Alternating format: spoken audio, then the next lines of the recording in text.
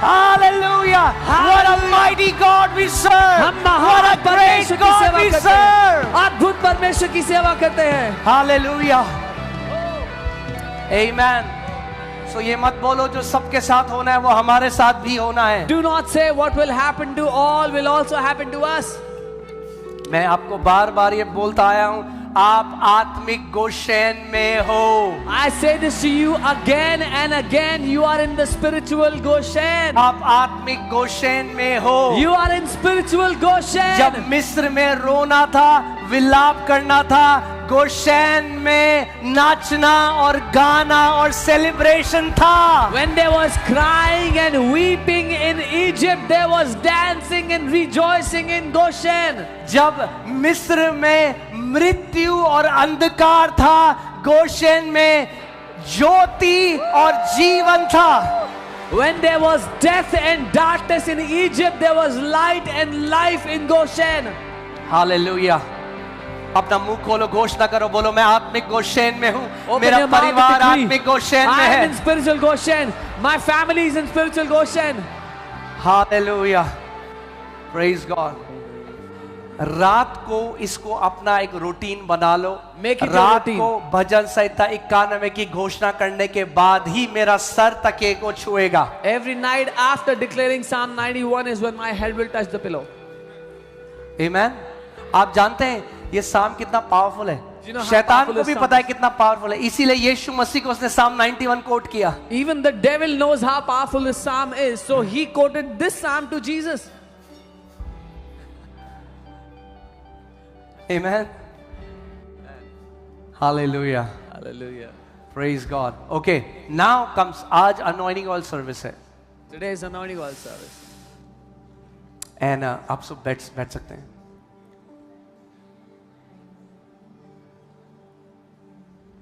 We have many spiritual weapons, बहुत से आत्मिक हथियार हमें दिए गए हैं, okay?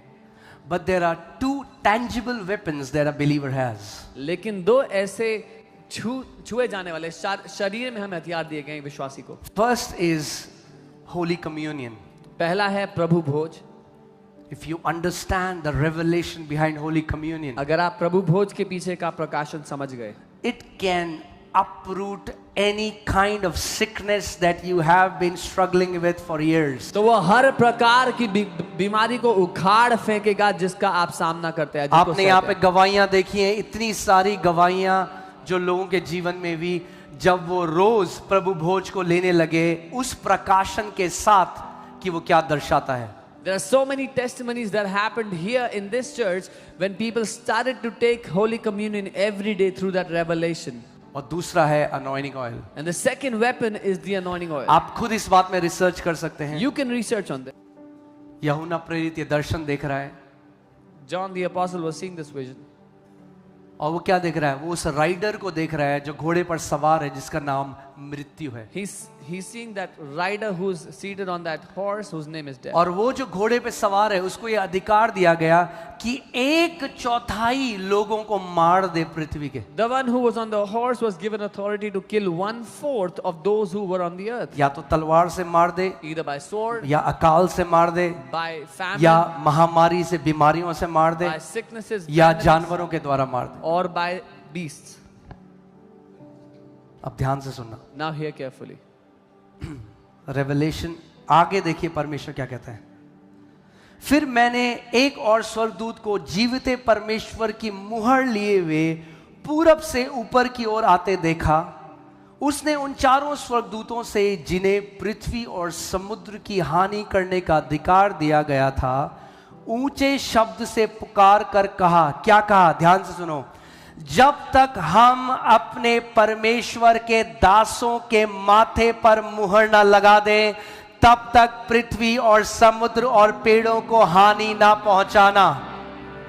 Then I saw another angel ascending from the east, having the seal of the living God, and he cried with a loud voice to the 4 angels to whom it was granted to harm the earth and the sea, saying, do not harm the earth, the sea, or the trees, till we have sealed the servants of our God on their foreheads. यानी जिनके sir पर परमेश्वर की मुहर है, इन चीजों का उनके ऊपर कोई अधिकार नहीं है। That means those who have the mark, the seal of God on their foreheads, these things have no authority over them. यानी अगर आपके सर पर आपके पिता की मुहर है, That means if your forehead has the mark, the seal of your father, you will not be touched. आपको छुआ भी नहीं जाएगा इन You will चीजों not be द्वारा। touched. आपको छुआ भी नहीं जाएगा I इन said चीजों you will द्वारा। not be touched. मैंने कहा आपको छुआ भी नहीं जाएगा इन चीजों के द्वारा। Amen. Let's see Ephesians 1:13. इफिसियों 1:13। In him you also trusted. Who is in him? That means in Jesus. जिसमें तुमने भी भरोसा किया, किस में? यीशु में। It talks about our union with the Lord. ये हमारा उसके साथ एक हो जाने को दर्शाता है। In him you also trusted after you heard the word of truth, जिस मसीह में तुमने भी विश्वास किया जब तुमने उस सत्य के संदेश को सुना, the gospel of your salvation, जो तुम्हारे उद्धार का सुसमाचार in था, whom also, जिसमें having believed, विश्वास करके you were sealed with the Holy Spirit of promise. तुम पर पवित्र आत्मा, जो वायदे का आत्मा था, उसकी छाप लगाई गई।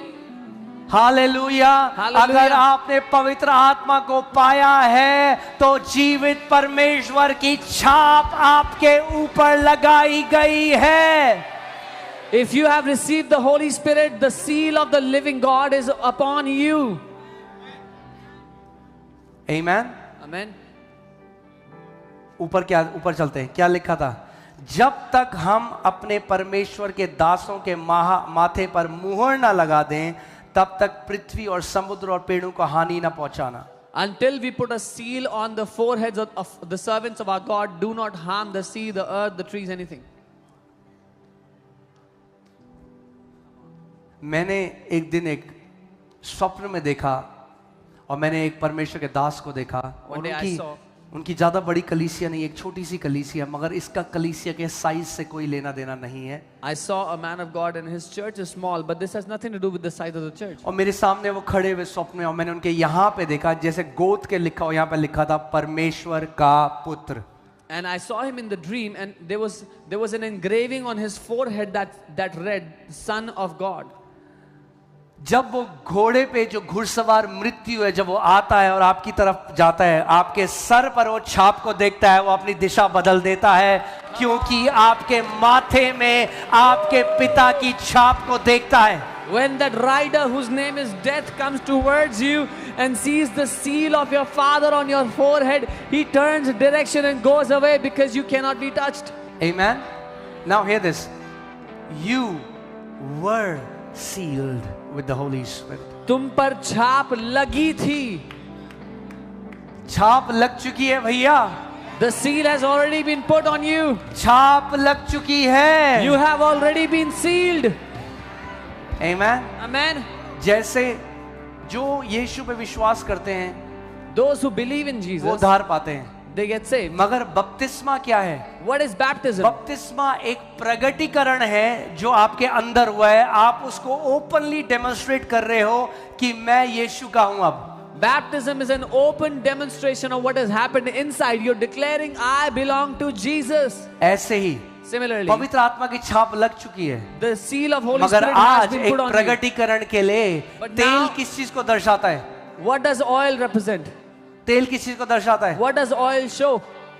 हाँ, किसको दर्शाता है? पवित्र आत्मा को दर्शाता है The बाइबल में। oil shows the तो Holy Spirit. आज जब वो अभिषेक किया हुआ तेल आप अपने माथे पर लगाते हैं, ये एक प्रगटीकरण है कि प्रभु तेरी छाप मेरे सर पे लगी है और मृत्यु का वो घुड़सवार मेरे और मेरे परिवार को छू नहीं सकता, यीशु के नाम में। When you put that oil on your forehead today, you are declaring that your seal has been put upon my life, and the rider of death cannot even touch me in Jesus' name, nor me, neither my family in Jesus' name. Hallelujah, amen. I think verse 7 को हम अगले Sunday देखेंगे। 7वें वचन को हम we'll see next Sunday. Amen. Let's see, मैं 9 और 10 में आपको कुछ दिखाना चाहता हूं। I want to show you something in verse 9 and 10. Because you have made the Lord, who is my refuge, even the Most High, your dwelling place. क्योंकि तूने प्रभु को जो मेरा शरण स्थान है अपना निवास स्थान बना लिया है। मैंने आपको पहले बता दिया था, ये साम उन लोगों के लिए है जिन्होंने प्रभु को अपना धाम बना लिया है, यानी रहने की जगह बना ली है। I told you this is for those who have made the Lord their dwelling place, their house. और मैंने आपको बताया था कि एक मिस्ट्री जो है, हमने परमेश्वर को अपना धाम बना लिया है और परमेश्वर ने हमको अपना धाम बना लिया है। And I told you the mystery is we have made God our dwelling place and God has made us his dwelling place. Amen. Amen. We are in Christ हम मसीह में हैं and Christ is in us. और मसीह हम में है। आपने एक sponge को लिया, You took एक a बाल्टी sponge. में पानी भरा हुआ है, आपने उसके अंदर स्पॉन्ज को डाल दिया, स्पॉन्ज पानी के अंदर है और पानी स्पॉन्ज के अंदर है और दोनों एक दूसरे के अंदर है, और यही मिस्ट्री है गॉस्पेल की। You took a sponge and put it in a bucket of water. Now the sponge is in the water is in the sponge, and the two are one. This is the mystery in Christ. हाँ, we are in the kingdom of God and the kingdom of God is in us. हम परमेश्वर के राज्य में हैं और परमेश्वर का राज्य हम में है। तुम मसीह में हो और मसीह तुम्हारे अंदर है। You are in Christ and Christ lives in you. Amen. आप समझ रहे हैं? हालेलुया। Now, क्योंकि आपने परमेश्वर को अपना ध्यान बना लिया है, no evil shall befall you, nor shall any plague come near your dwelling. Now because you have made the Lord your dwelling place, कोई बुराई तुम्हारे ऊपर ना आएगी, ना ही कोई रोग, कोई महामारी तुम्हारे निकट आ सकेगी तुम्हारे बचने इसका के। मतलब रोग महामारी। अब मेरे को एक बात बताओ, आप कोई रोग, जो भी नया वायरस आता है, जो भी फैंसी नाम हो उसका, क्या वो इस एनी प्लेग के अंदर आता है? So any new virus that comes, any fancy name it has, does it come under this any plague? Amen. Amen. चाहे कुछ भी नाम हो, किसी भी देश से आए। Whatever name it has, whatever country it comes Nor shall any plague come near your dwelling. from. कोई भी रोग या बीमारी तेरे घराने के, तेरे बसेरे के निकट ना आएगी। आप ऑफिस गए और ऑफिस में किसी ने बोला, अरे तुम्हें पता है एक नया वायरस आ गया आज, बोलो कोई भी रोग और महामारी मेरे डेरे के निकट नहीं आएगी। You went to the office and someone said, you know there's a new virus. Say, no pestilence, no plague will come near my dwelling place. Amen. अब मैं आपको एक इंपॉर्टेंट चीज दिखा रहा हूं और उसके बाद हम लोग प्रार्थना में जाएंगे। I want to show you something important, then we'll pray. सबसे पहला जो बाइबल में तेल का मेंशन हुआ है, सबसे पहली बार जब तेल मेंशन हुआ है, तेल उंडेला गया, वो मेंशन हुआ है परमेश्वर के घर के साथ। The first mention of oil is with the house of God.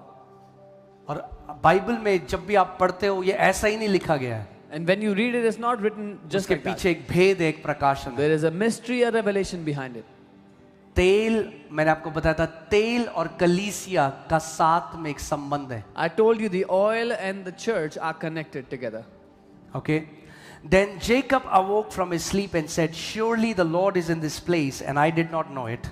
तब याकूब जाग उठा और उसने कहा, निश्चय इस स्थान में यहोवा है और मैं इस बात को न जानता And था। he was afraid and said, how awesome is this place. और भय खाकर उसने कहा, यह स्थान क्या ही भयानक है, So अद्भुत है। this is not a dreadful fear, this is the godly fear. ये डरावना भय नहीं है, लेकिन ये प्रभु का भय है। Right?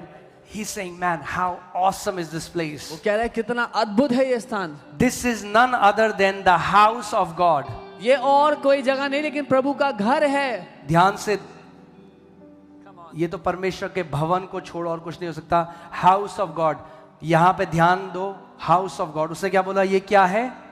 हाउस ऑफ गॉड है। He said, ये प्रभु का भवन है। अब नए नियम एक चीज देखते हैं। Now look at something in the New Testament. 1 Timothy 3:15.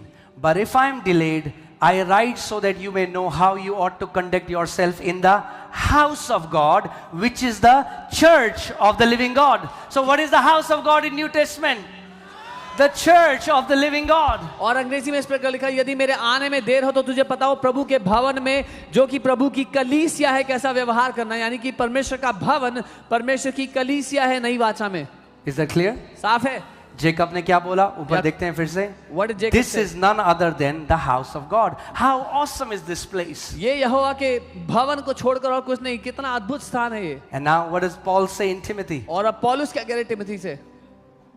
The house of God, which is the church of the living God. परमेश्वर का भवन जो कि जीवित परमेश्वर की कलीसिया है. अब ध्यान से सुनिए यहाँ पे, वो Hear कहता है carefully. the pillar, क्या है वो स्तंभ है, pillar and the ground of truth. वो खंबा है और नींव है सत्य का.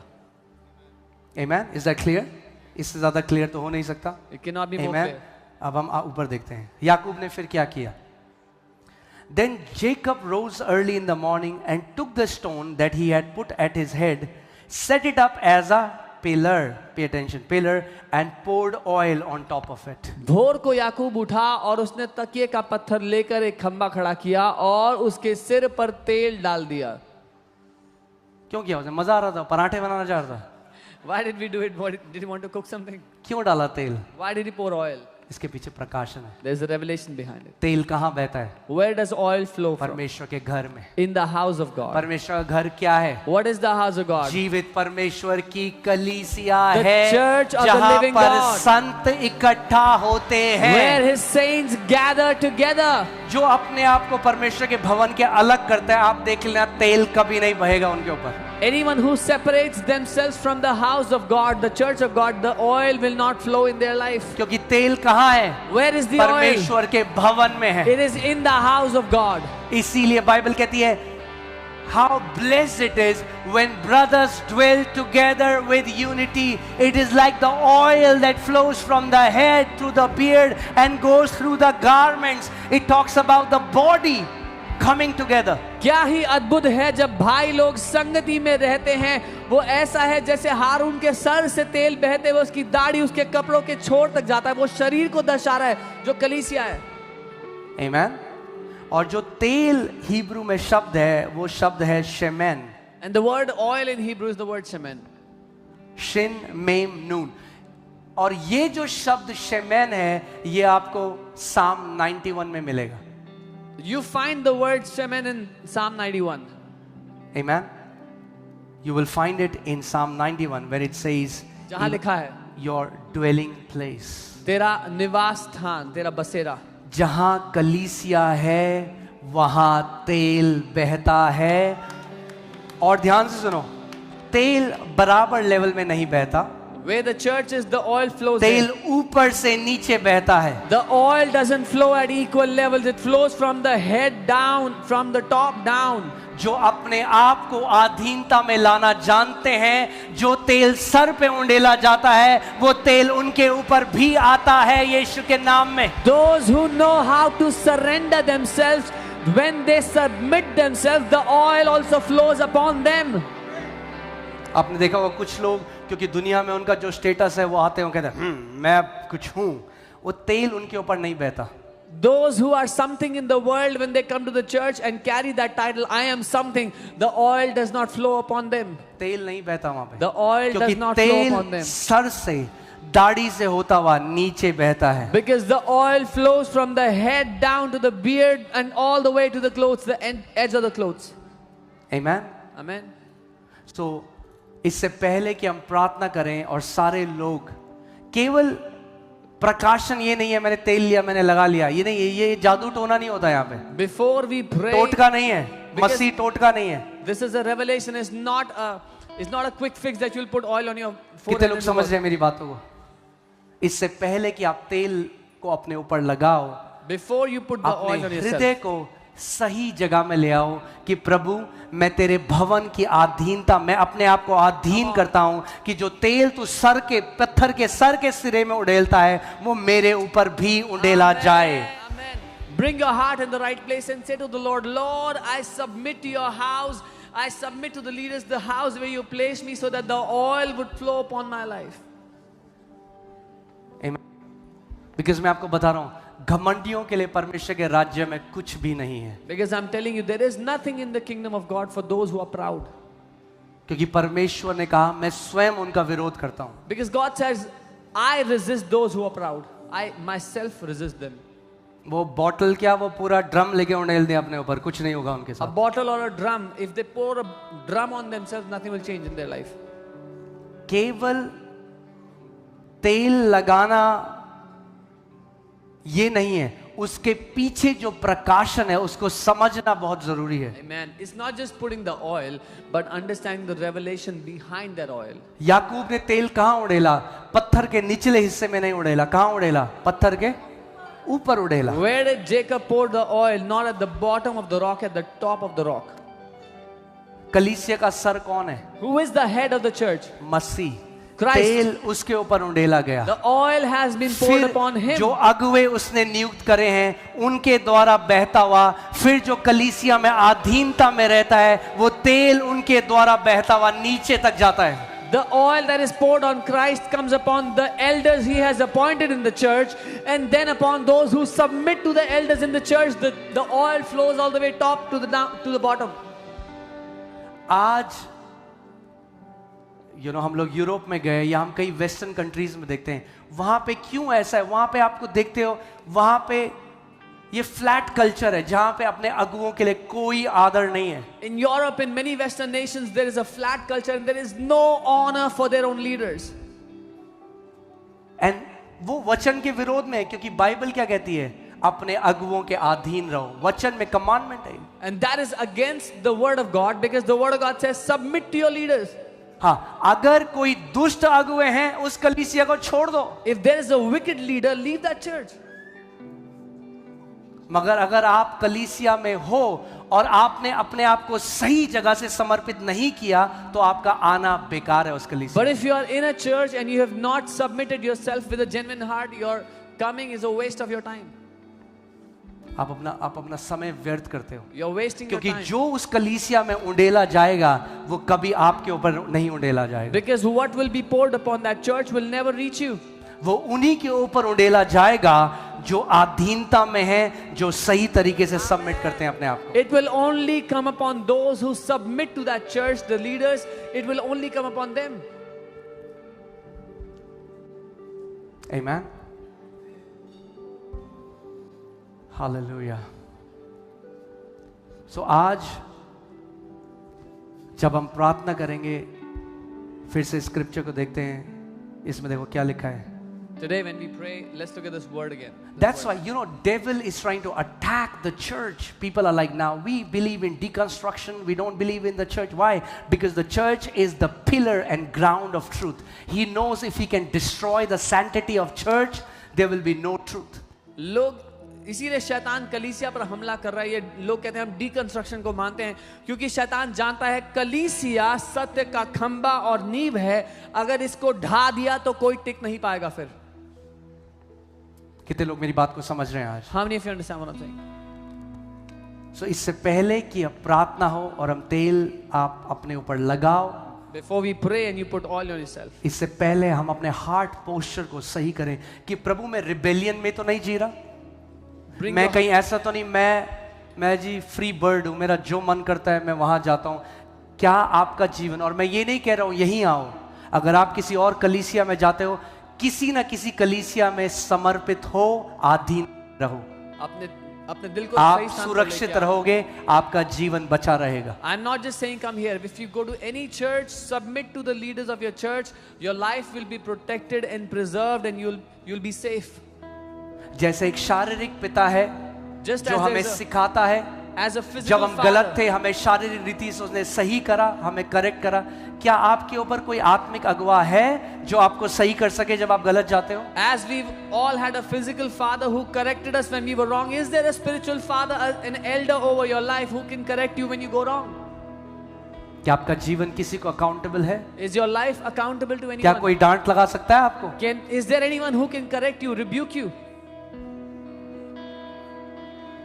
बहुत जरूरी है, It is very important. because understand the fathers are feathers in the kingdom. समझें इस बात को, जो पिता है वो पंख हैं राज्य में।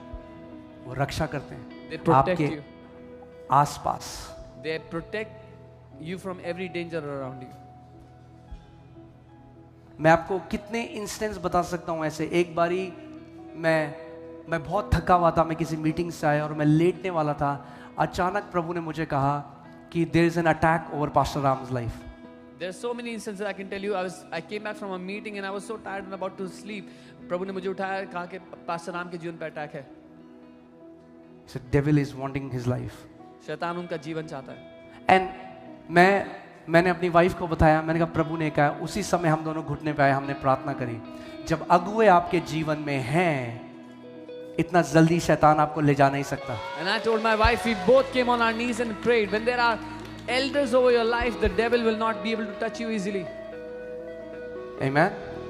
So जो systems परमेश्वर ने रखे हैं, हमें उनकी अधीनता में आना बहुत जरूरी है. The systems that God has made, it is important that we come under them. और एक अगुए का उसकी उम्र से कोई लेना देना नहीं होता. आज मैं आपको क्लियर कर दूं इस बात को. And a leader has nothing to do with the age they are in. It has nothing to do with their age. Okay? कोई हो सकता है उसके सफेद बाल हो शरीर में, मगर आत्मा में वो बच्चा हो. Maybe he would have gray hair in the body but would be a child in the spirit. और ऐसा भी हो सकता है कोई जवान है मगर आत्मा में वो एक सयाना है. And possible they are young in the flesh but mature in the spirit. बहुत जरूरी है, आपको ये पता होना चाहिए परमेश्वर ने आपको कहाँ रोपा है, किस घर पे आप रोपे गए हो. It is important you know where you are planted. Where has God planted you? मैं और पास्टर सामर्थ हम लोग जब देहरादून में हमने नया जन्म पाया, हम एक कलीसिया गए. मैं आज आपको प्रभु के सामने बता रहा हूँ ये बात, परमेश्वर के सामने. जब तक हम देहरादून में थे उस कलीसिया की अधीन विश्वास योग्यता में रहे. When we got saved, we were in Dehradun in a church.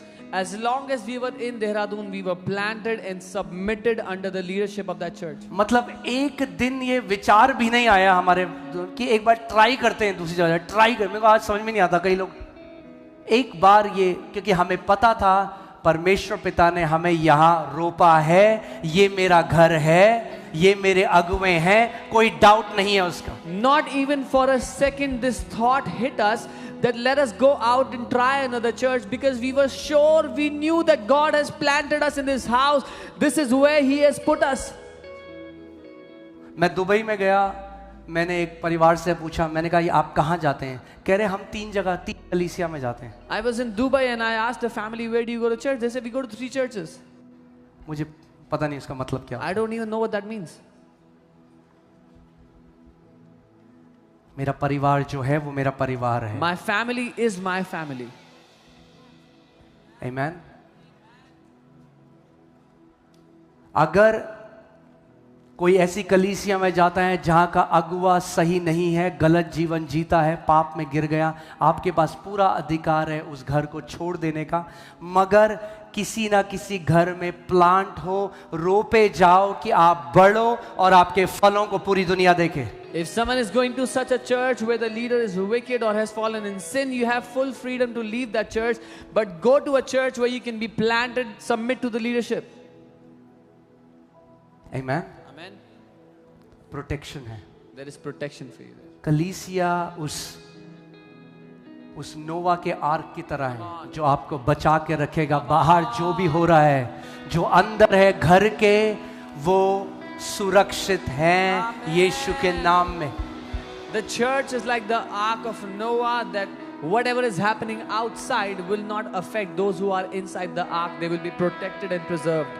Amen. और मेरी बात को मत मानो, खुद उन लोगों के फल देखो जो नहीं जाते कहीं, Don't just जो believe कलीसिया me. नहीं जाते. वो स्क्रिप्चर्स भी बोलेंगे, बहुत बड़ी बड़ी बातें बोले, उनके जीवन के पास जाके झांक के उनके फल देख लेना. Don't just believe what I'm saying. Go to those people who do not go to any church. They will have many verses, many Bible verses to say, many big knowledgeable things to tell you. But closely monitor their life, the fruits of their life. You will know. Bible कहती है जैसे तुम बुरे दिनों को आते हुए देखो, मिलना मत छोड़ो, बल्कि और भी मिलो, और भी संगति करो, क्योंकि बुरे दिन हैं. Bible says, as you see the evil days approaching, do not stop fellowshipping, but fellowship all the more because evil days are coming. Amen. So इस बात को समझो. अभिषेक का जो आज अनॉइंटिंग सर्विस है उसके महत्व को समझो. ये नहीं कि बस हाँ जी हमें तेल दे दो. अरे तेल कहाँ है, कहाँ बहता है तेल? उसके घर में बहता है तेल। Know the importance of the anointing oil. Not just that, give us oil, we'll put on our heads, but the anointing flows in the house of God. अगर यहाँ रहोगे तो तेल ही तेल बहता रहेगा, हर समय उस बहते तेल के झरने के नीचे रहोगे। If you will stay, if you will abide here, if you will stay here, you will be under that oil all the days of your life. Amen. Amen. Hallelujah. Hallelujah. Praise God. Amen.